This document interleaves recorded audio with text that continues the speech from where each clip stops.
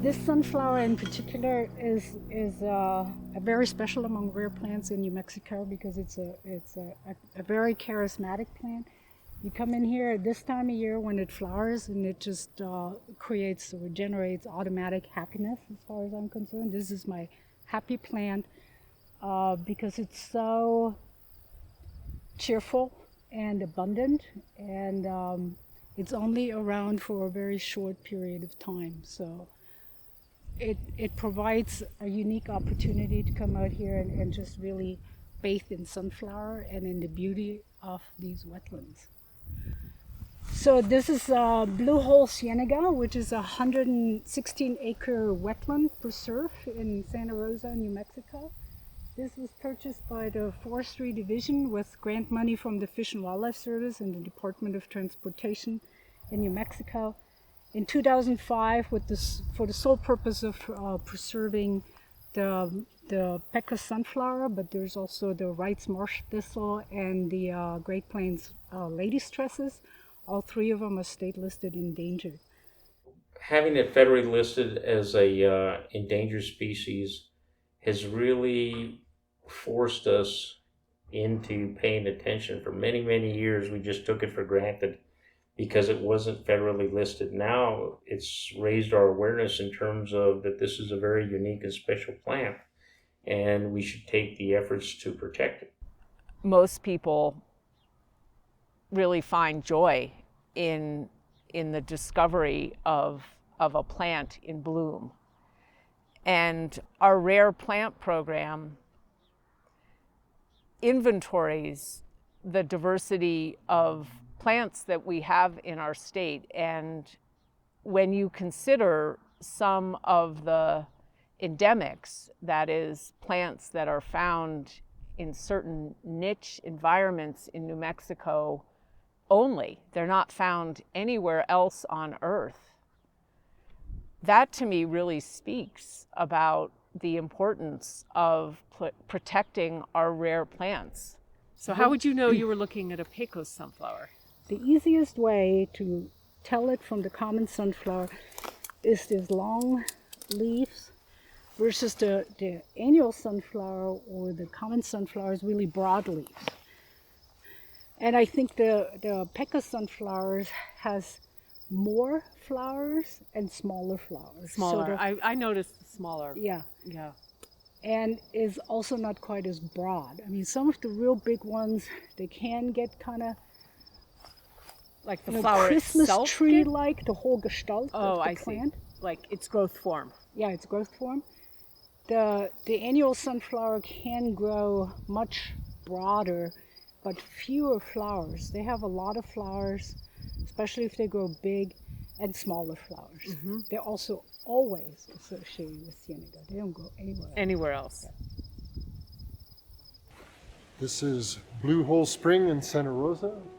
It's a beautiful, deep 82-foot spring, crystal clear water, and has a nice spring run that runs out of it across the parking lot here into a big cienega just on the other side of the road. And this is where I first found the Pecos sunflower in 1992, I think. I was coming north from Bitter Lake National Wildlife Refuge, studying the sunflower down there, saw the signs for Blue Hole Spring, and I've never been here, so I came to visit and pulled into the parking lot, saw the spring, but then noticed across the road there were a few sunflowers on the other side of the road. And I looked at them closely and they were the Pecos sunflower. So I got out my binoculars, looked across into the cienega and could see just big patches of Pecos sunflower. And so I started looking around other places that I could get to that weren't private property. There's a big fishing pond over here that the city owns. And I went over there and there were sunflowers along the edge of the old fishing pond there.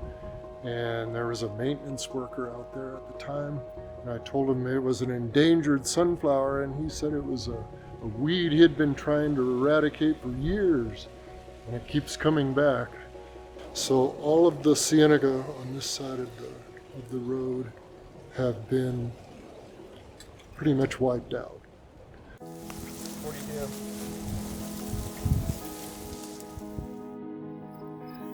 So we're trying to figure out what it takes to conserve this plant, and not only to conserve this plant, but to make it thrive.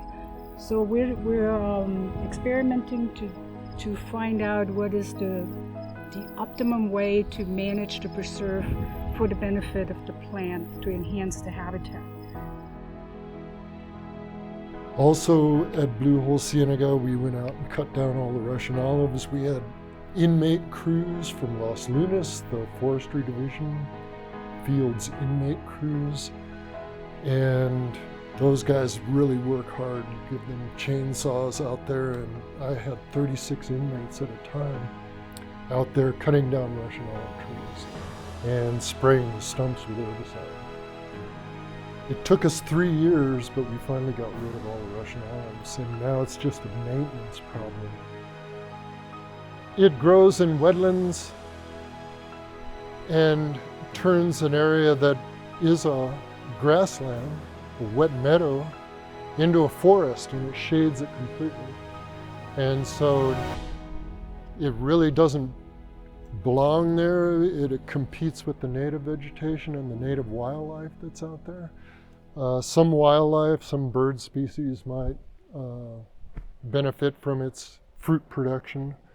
Honeybees like its flowers, but it's really a detriment to the ecosystem as a whole, mainly because it takes up the space and it shades an otherwise community that's out in the full sunlight.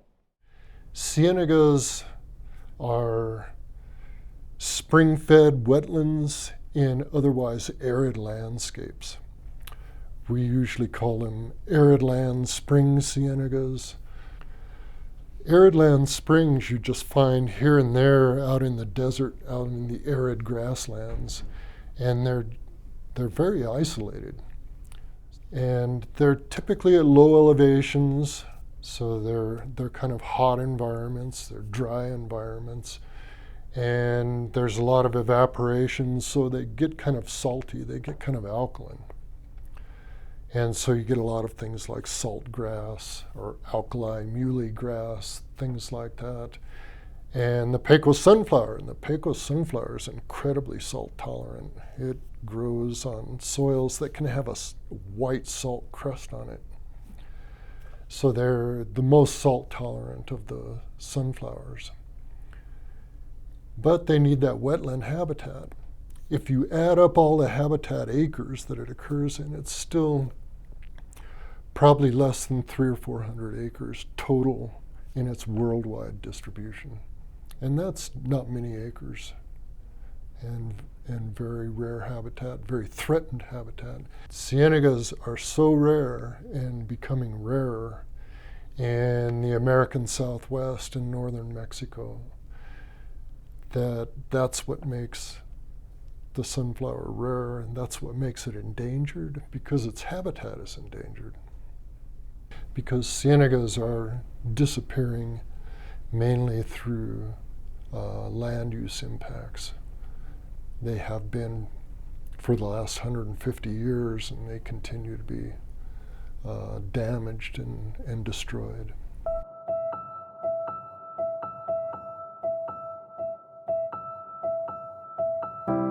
So today, this is Santa Rosa, Blue Hole area, home of the Pecos sunflower. Today we had a prescribed burn to try to improve habitat for the Pecos sunflower.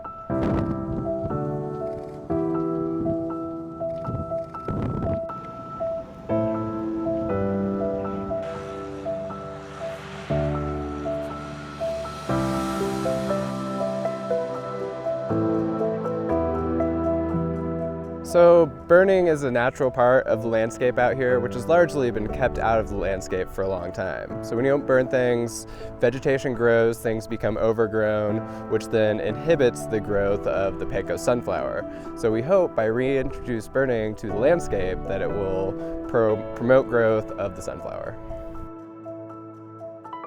So fire is really important for the Pecos sunflower and a lot of other things.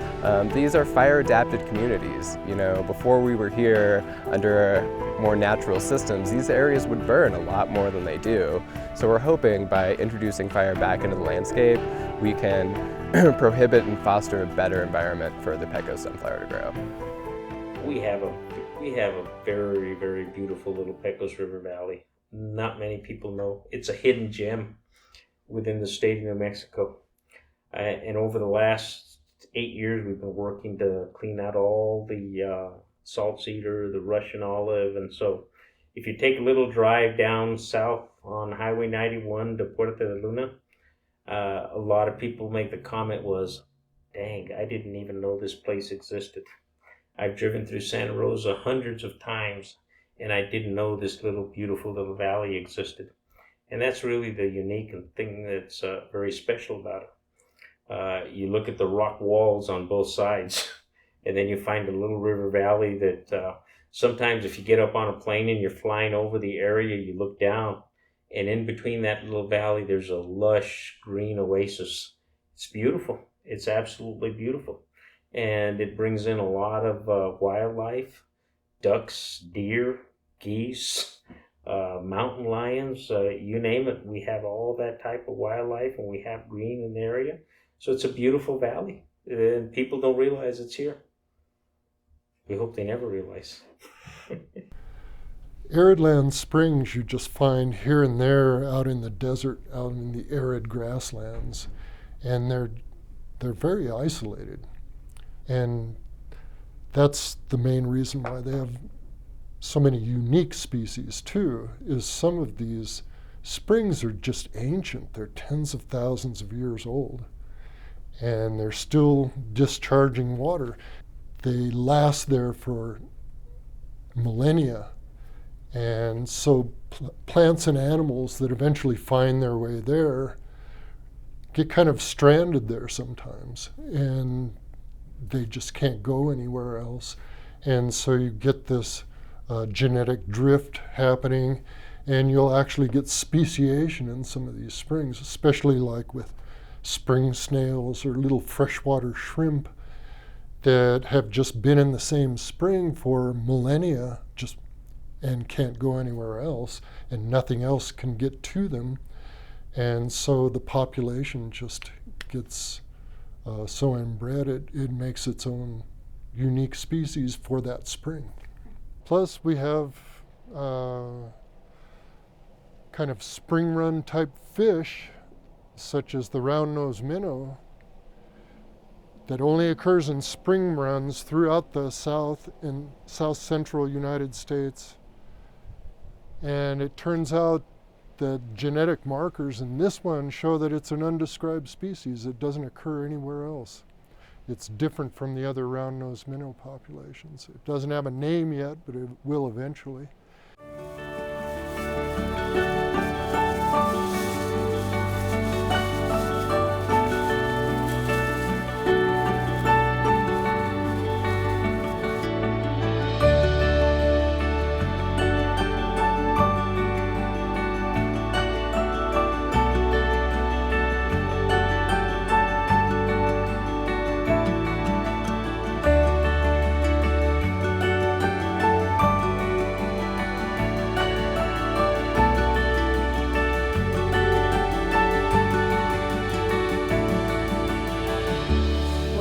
Subplots along these transect lines that are our permanent transects where we measure adults later in the fall, and we're going to try to correlate germination with the actual establishment and flowering of sunflowers later on. So we're trying to figure out what is the optimum way of managing blue hole cienega and all cienegas for maximum germination and establishment of sunflowers.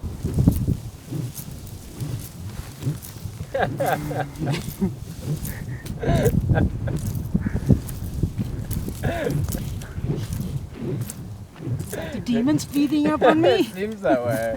You need to get lower. Or stand up and start jumping. I got 247. 193. That's a lot. Well, that's a lot of plants in a 1 by 1 meter pot. That's how you get a couple of thousand on a transect. Hence, we need to come up with a new theory. What would that be? The new theory is that they do need a couple of years maybe to cure in the soil or scarify. Which is why you had like none here last year after the big burn. Like the burn flushed everything up. Everything went to seed, then it just hung out. I mean, it probably was a combination with bad weather. Mm-hmm. All theories go out the door. They Yeah, come like, in and then they go out the door at the next transect. That's just a fact. I mean, that's probably why you don't want to be a scientist. Why? Just because it's maddening? By the time you die, you just know you know nothing. Every year you know less and less. Less and less.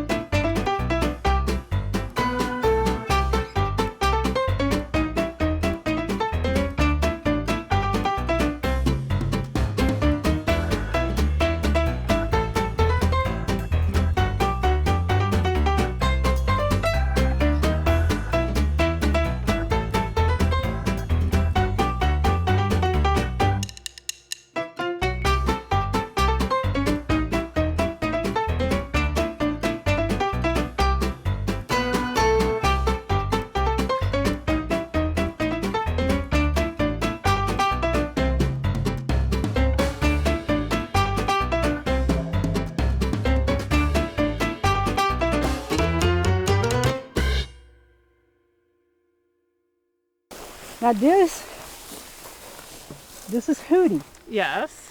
Hootie guards the cienega, I think. So why do you need him? Because of this. So this is our rain gate. This is an automated rain gate. So it has a data logger inside, and it actually tells us. So I come down here and I download the data every now and so often. Probably at least twice a year or more whenever I come. I did it last week. The only rain gauge in the vicinity here is down at Fort Sumner or in Tucumcari. And as you know, rainfall here is super spotty. Right. Just because it rains in Tucumcari or Right. Fort Sumner Right. does not mean it rains here. Right. And rain is an essential part, basically Yeah. on the happiness of any Right. of my rare plants. I think that climate change is the main factor or the main threat to our rare plants in New Mexico. Almost all plants that I'm monitoring are in decline for unclear reasons, even though their habitat or the plants themselves might be protected. They're still all in decline, and I think it's directly related to climate change. This plant in particular is, of course, a wetland plant, and if through climate change, of course, we're expecting more severe, more long-term drought, and that could completely annihilate this plant. Because it relies on groundwater in particular in the spring, in association with the hydrological functioning of these particular wetlands, but also on monsoon rains. So climate change could drive this plant to extinction, and it's probably its primary threat. Even if all of the habitats where it still occurs now are protected, if there is not enough water for the plants, they will go extinct no matter what we do. Climate change is having undeniable impact on New Mexico's forests, grasslands, wetlands, plants. And I'm really worried that we're going to lose the diversity that we have here. We're having extended droughts. That's not really new, but what is new is how hot the temperatures are, and that creates real stress for plants. The major threats to arid land spring cienagas are capture of the groundwater. That one has done in more than any others, and that's kind of a permanent destruction of the cienega. They'll come in, people will come in and capture, sink wells and start capturing the groundwater. So these wetlands are spring fed, so if you start lowering the water table, and in deserts, a lot of these water tables are fossil water that's been there for tens of thousands of years, and it's not recharging very fast. So if you start lowering those water tables, the surface springs stop running, and the cienagas dry up, and it's not going to come back, maybe for thousands of years. So that's the major one that's killed, destroyed a great many arid land spring cienagas in the American Southwest. And I've actually seen some of them die just during the last 20 years. So actually I have 3 rain gauges in the state associated with some of my... Why do you need this guy? Because he's keeping something away. This turns out to be a perch Oh, a perch. for I see. birds. And I they see. poop in there, Yeah, and then they clog my drain, Yeah. and so then my Okay. rain gauge is not working. all right. That's why he Got is it. here. I don't know. Nobody how will effective perch he is. near him. Yep. I look at this project here, the Greater Santa Rosa Project, as a poster child in rare plant conservation in the absence of actual protection for Yeah, plants. You right. have Voluntary, to have, how to go about you it have to and- have the And tie it to community- economic development. Yeah, the community take pride in the uniqueness of Mm-hmm. the place where they live and the flowers, and that it's a good thing to have. Yeah. We found a site that's like 14 acres, and that has On private land. on city lands. On city land. Oh, So nice. we're talking city. It's over by the rodeo grounds, but it has like thousands and thousands of sunflowers, Nice. and it was also totally thick with Russian olives. So then we got the city to say, okay, we're going to protect this, and it was already fenced in. And so, with the rest of the money that was left over from from the from the Fish and Wildlife Service grant, we took out all the Russian olives and treated it with herbicide. And then we were talking to the city about putting a conservation easement on it. But those things always take longer, Yeah. or seem to take longer. Then the government changed again. So then now we have a new mayor now for a year and a half, and we're gonna have a meeting with him at 11. Oh. We actually got the city to sign a conservation easement for that site for 25 years, which is not perpetuity, but it's Well, way better that's than not anything. bad. Yeah. And those pond is all good to go, right? Because those Two of them. two of them was good because they already released since last year. But you told me this 2 years. This year you're gonna release another two because I didn't see no sunflower in there. No. Yes. I think so. Yes. There'll be two for you, two for me. Oh, no, no. Because I have the guy coming in from Clovis. So I don't think I'm gonna ever get those water rights back. And what I'm thinking to make a recreation, fill up those ponds, and then put them something nice. But I need your help so we can walk through there. That's You why I'm. can't fill up those two. You No, can't no. do the other two. No, yeah, but this one, the one on the south side, I didn't see no sunflower in there. It's because they were not flowering. Okay, we're gonna it see. was too soon. Yeah, Yeah, it's still too soon, though. yeah. I You- documented them all last year. Right. Yes. So that's why we said those two, because there's thistles and sunflowers in those. And we're going to, To see the one, yeah, right. Yeah, I see a lot of sunflower around the city, but those two ponds, I go by and check. I didn't see nothing there. But I've been waiting for you to come down. We can walk through together. This is our dream together, right here.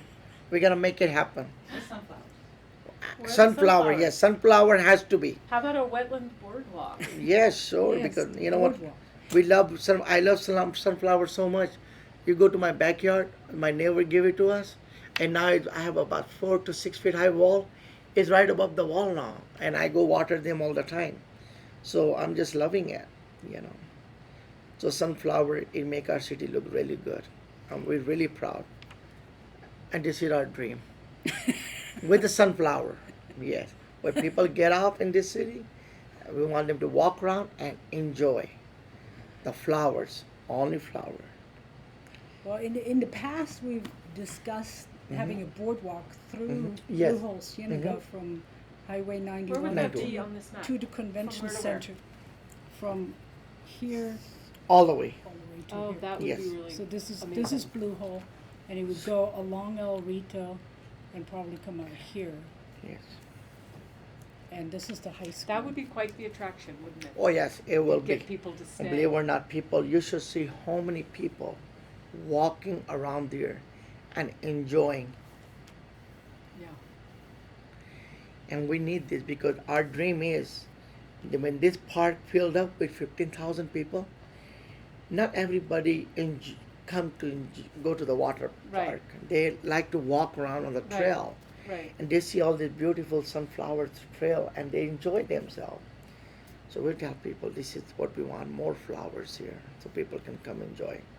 So our dream is we want to educate people to come and have the walking around to the trail, have the sunflowers, all kind of sunflowers there, people can enjoy it. An educational signs. There we to go. teach Yes. them about the Yes. sunflowers At some and the rest area where wetlands. they can sit down, some sign there, history of these flowers, you know, and what's a long life on these flowers, and so people love Santa Rosa.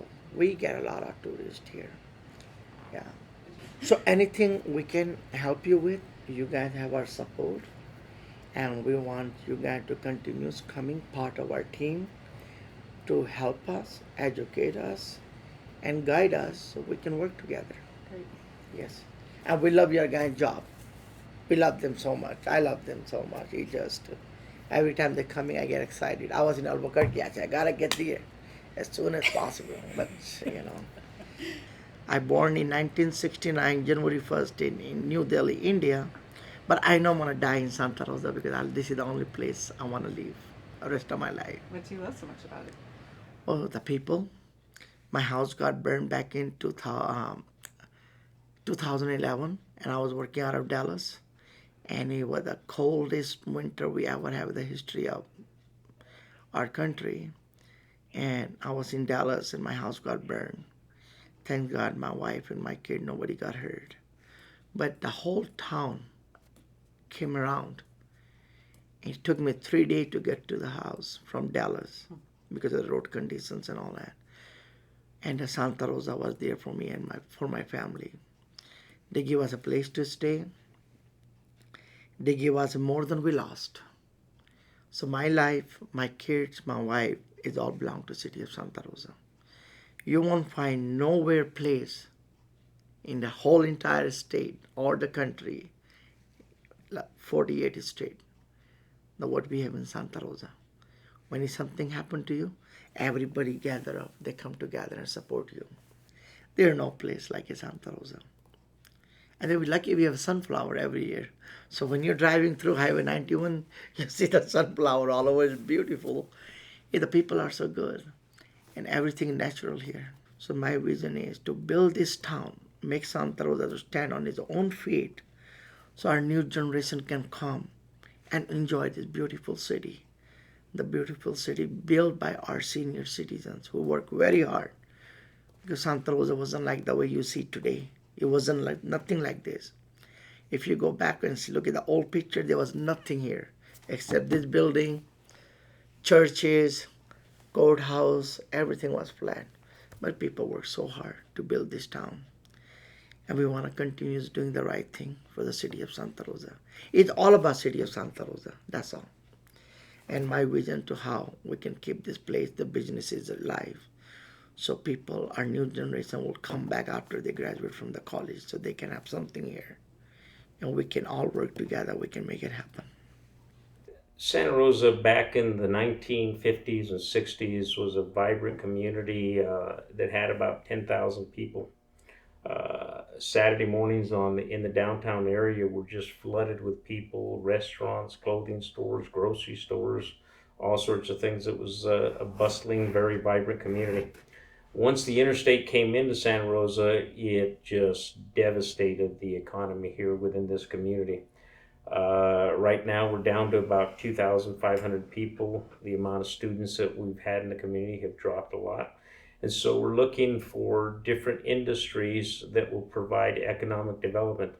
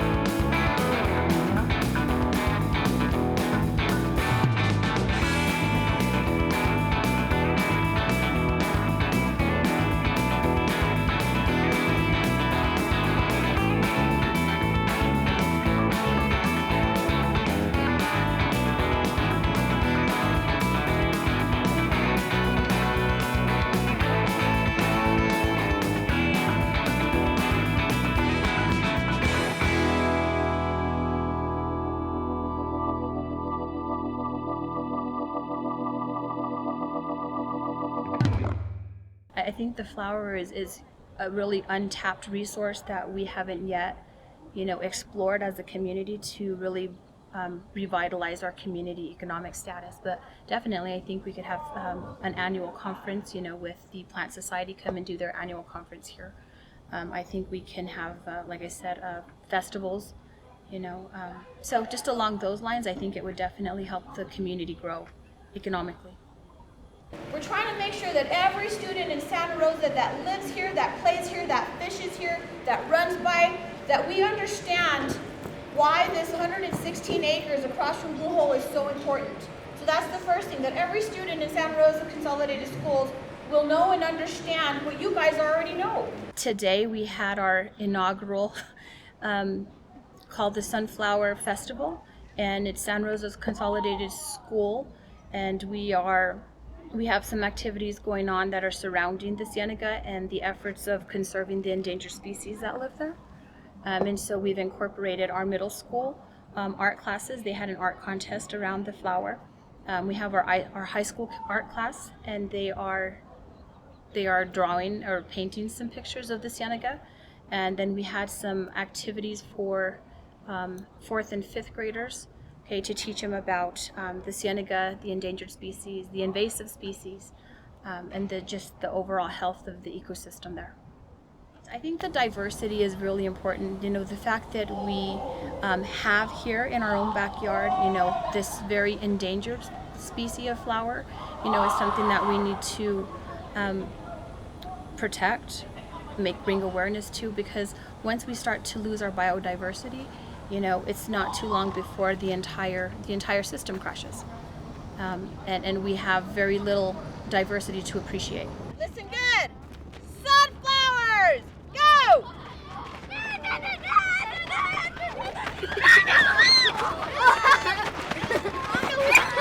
Uh-oh, you okay? Yes, got it. Thank you. I really would like for this to grow a little bit bigger, and hopefully it become a community involved event as well, so that the community comes and, you know, perhaps we have a music festival tied to it. You know, we've got people from outside the community coming in to help celebrate the flower during the month of September, and then just really spread awareness about the endangered habitat of the cienega. Can we pick them and take them to grandma? No. No, we cannot, okay? We respect them and we allow them to stay in their natural state, hoping that they'll repopulate and they'll come back more plentiful the next year. Class! All eyes on me like Tupac. And I need your mouths closed, please. Okay, so this is a field journal. Okay, and this is what scientists use when they're working in the field. Okay, it's got really cool, if you notice, the paper's different. It's got waterproof paper. Okay. It's my ultimate goal to have students go into the field of conservation education, conservation science. Right now I have one student that just graduated with his bachelor's in forestry. Makes me very proud. I have another young lady that is working on her degree in environmental science. Makes me very proud. And so that's ultimately what I would like to see, is my students come back, you know, and work as professionals in their own community. Presumably you all know about the Pecos sunflower. That is an endangered plant. We're going to go and see it up close here in a second.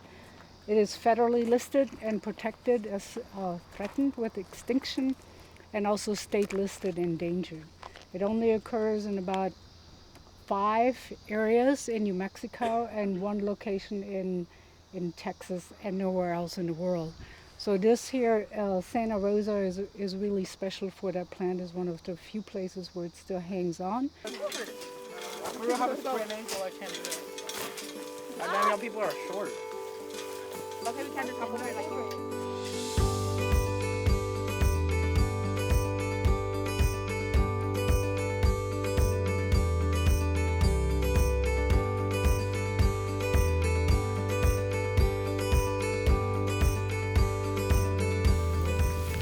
Honestly, it looks pretty comfortable.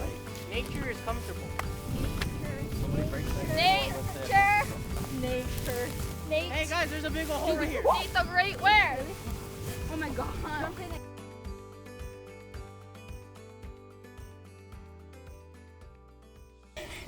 So there was a significant amount of ground disturbance on site. So is that legal?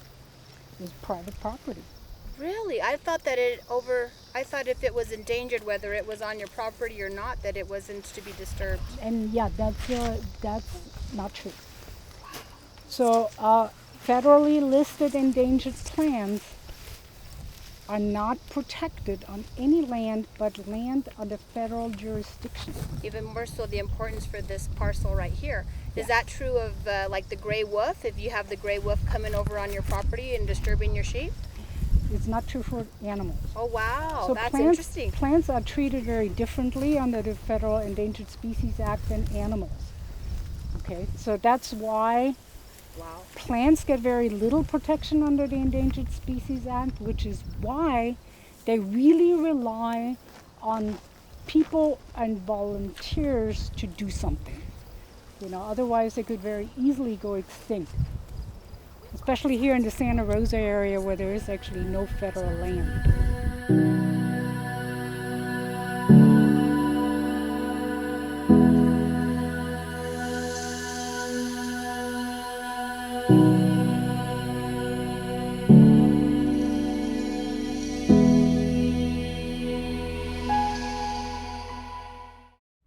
I think the best thing about this project is the excitement around waiting for the Pecos sunflower to bloom.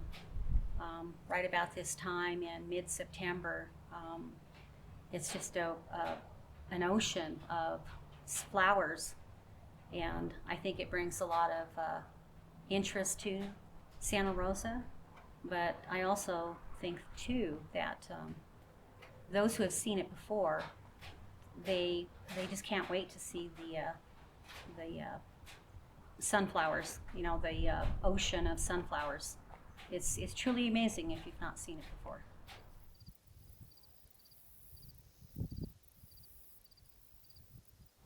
Well, what we do at State Forestry Division is provide technical assistance to private landowners and collaborators who wish to do restoration treatments in this respect of this project.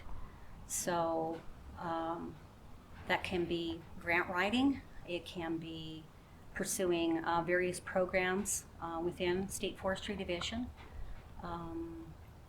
Just overall, whatever assistance that they need, that's what we provide them. I've really enjoyed working with the private landowners on this project, the Houlihan's, the Davises, the Alivarios, the Robinsons, Mr. Canuto Sanchez, and also Megan Quintana, besides the city of Santa Rosa.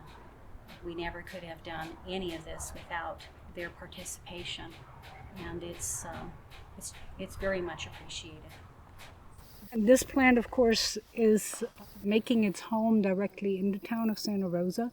And all of the plants occur either on private or city lands, with the exception of the ones right here in Blue Hole, which is state lands. And here on state lands, the plants are specifically protected. On private lands and on city lands, the plant is not protected, even though it's federally listed. So we rely significantly on the cooperation of the community members in the city of Santa Rosa to protect the other wetlands and to enhance the habitat of the sunflower to make it thrive. So this cannot just be an island in the middle of Santa Rosa. Everybody has to participate and take ownership and pride in the wetlands and in the sunflowers, and help us find out management techniques that optimize habitat for the sunflowers without interfering significantly on the management of the cienagas of private landowners.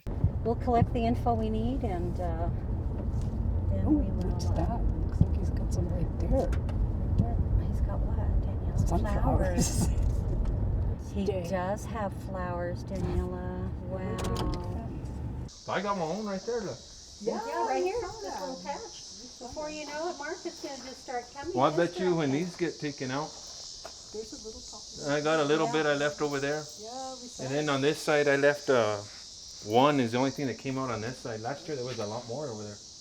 If I see them, I won't mow them. Oh, good. Yeah, But we then saw that, there was Martha. some over here where the trees end, and there's a bunch that dried up. It just died. Yeah, how is the weather this summer? In July, it didn't rain not once. Yeah, So they're really short this year. I think first of all, educating them that this is what that is, and that it's an extremely rare sunflower, and Santa Rosa is one of the few locations where this plant still thrives. I think the public or the community didn't really understand that, because to the non-botanist, I'm going to say it looks like a regular sunflower. So first, I think they really learned that they have something really special here. And also really talking to the community and making them understand that there's nothing to worry about with respect to the law coming in and taking away their land or whatever the various fears are, because even federally listed plants are not protected on private lands. So it's up to them whether they wish to preserve the sunflower or not. It's a nice community to live in. A lot of fine people. Old timers. Some of the earliest settlers from Spain are in this area, you know. Oh, there's some more sunflowers. We missed some more. Right there. I guess I better get the tractor out. They're the pride and joy of Santa Rosa, aren't they? Yeah, they say they are.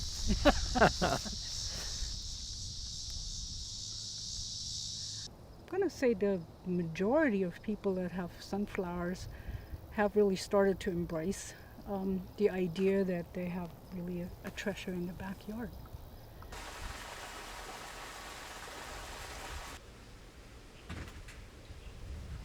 Sunflowers. So. Nice. That's your property? I don't know if this is us or across the field. Oh, It's really okay. hard to tell. Tom McDonald, so it's probably us. What And year I was think this? This one is last okay. year, September 13th. So that gives you an idea. Congratulations. Ah!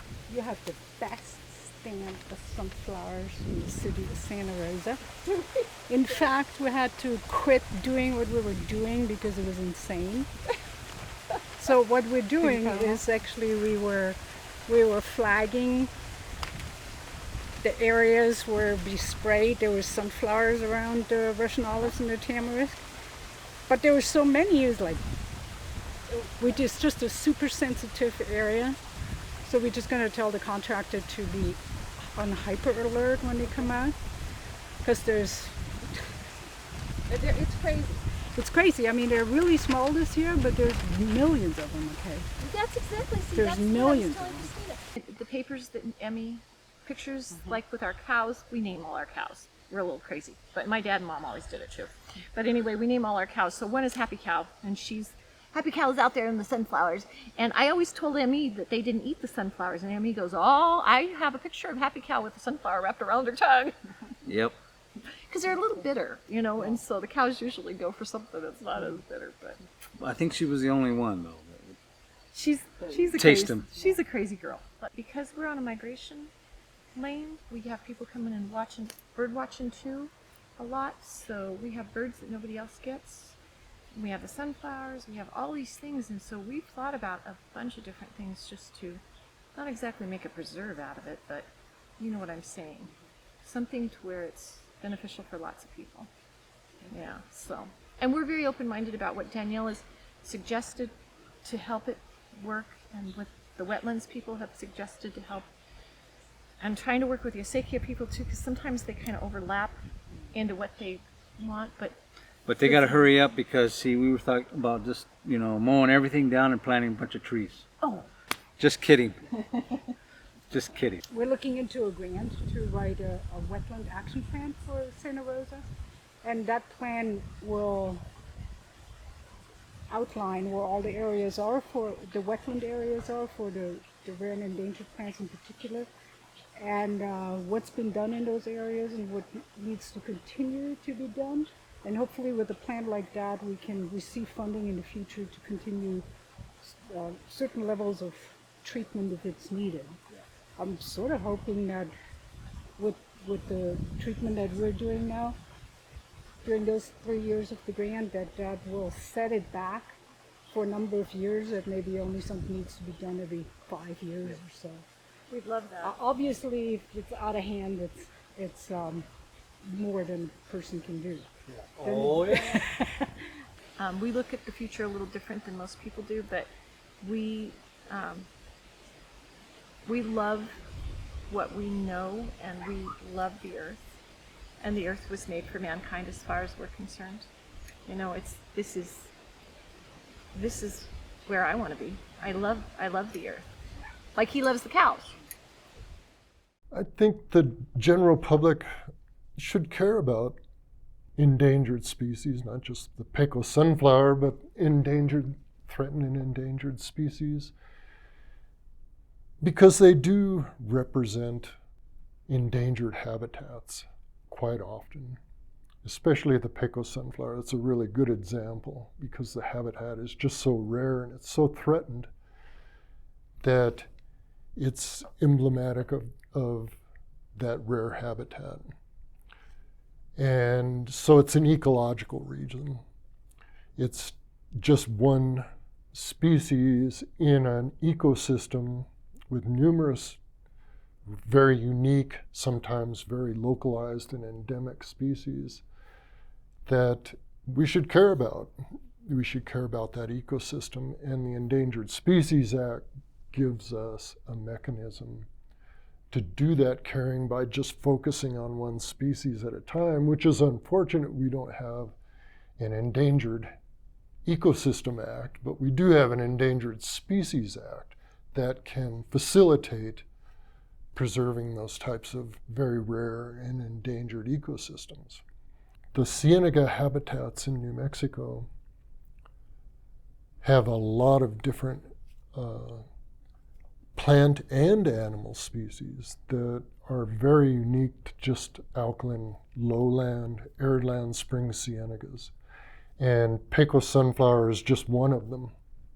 But it's one that we managed to get listed as a federally threatened species, so we can bring some conservation efforts to those habitats.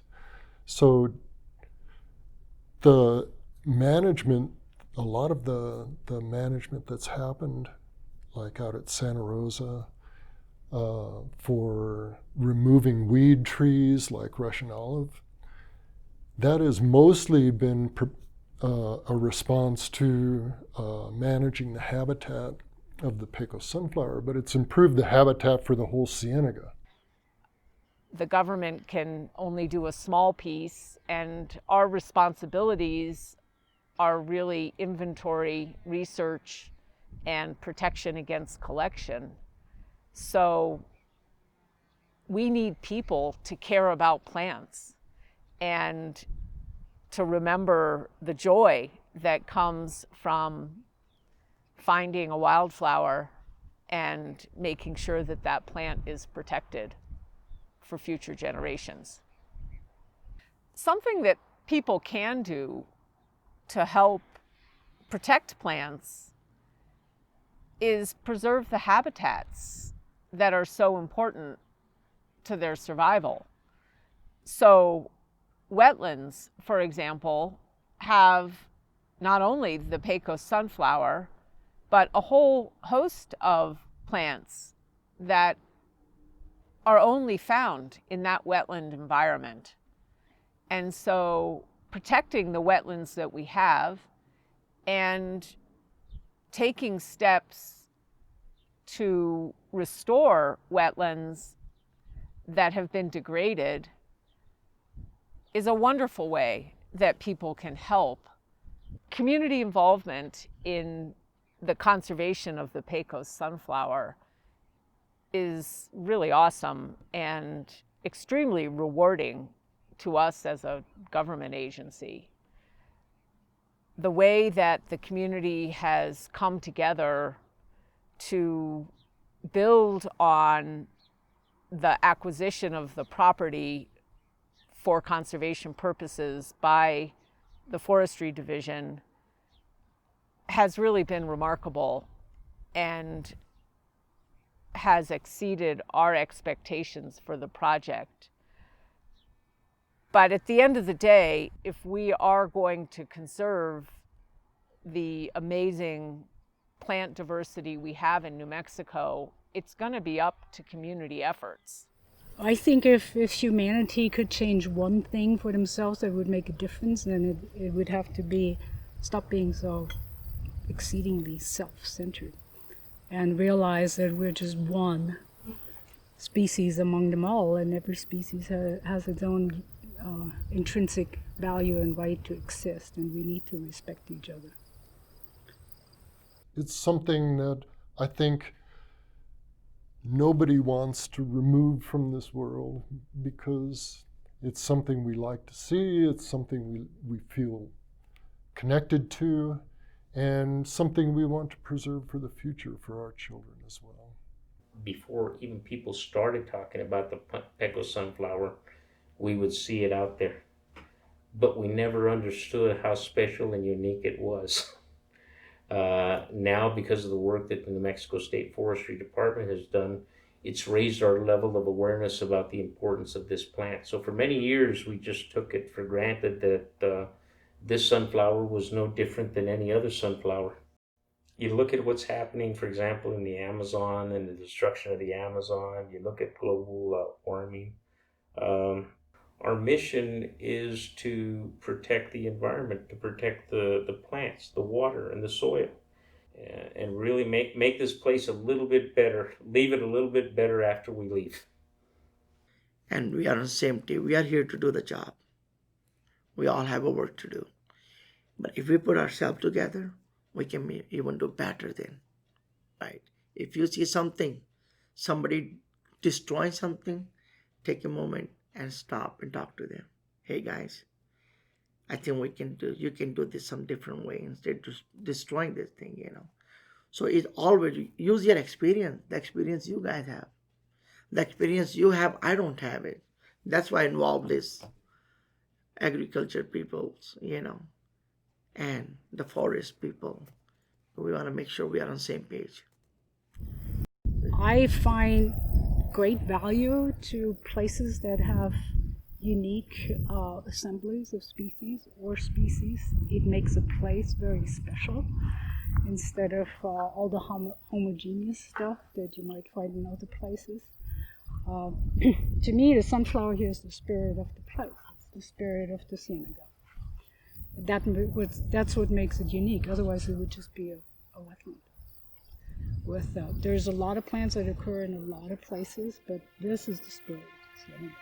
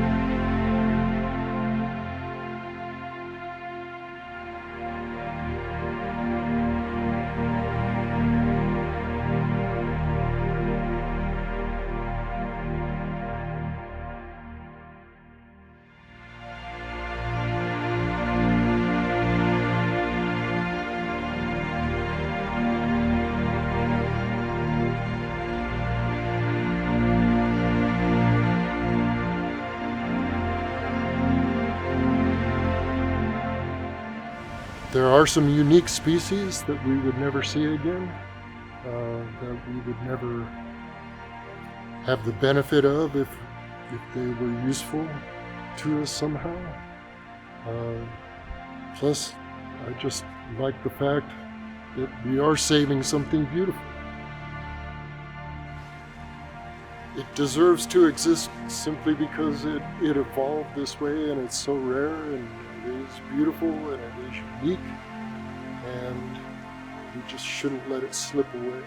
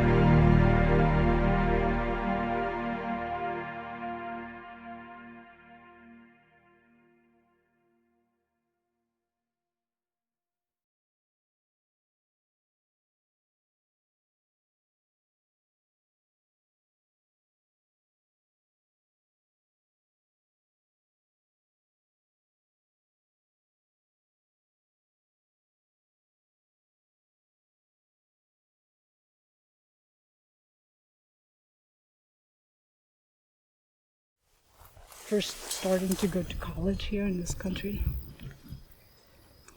I wasn't speaking the language so great, so I didn't really know how far I could go. So I started out at community college and just sort of experimented. But first I was in agriculture because I was interested in organic agriculture. And then one day this biologist from the Corps of Engineers comes into my botany class. I was taking the first 3 classes of botany. And she was looking for a volunteer to look after the bald eagles on her lakes. And I just about fell off the chair because they had eagles in this country. Cool. Those things only existed in the myth, in the stories of my grandfather. Not kidding. Bears, lions, eagles, all those things didn't really exist for me outside of zoos and those stories.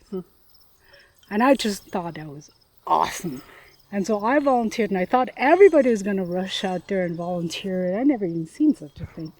And that really got me started on endangered species, because that just never crossed my path in Europe. Cool. You know, and here they still were. It was sort of like I came from the future, where those things did not exist anymore. And here they were still here. And people take them for granted. Anyways, here they're still here. Yeah. They're still here.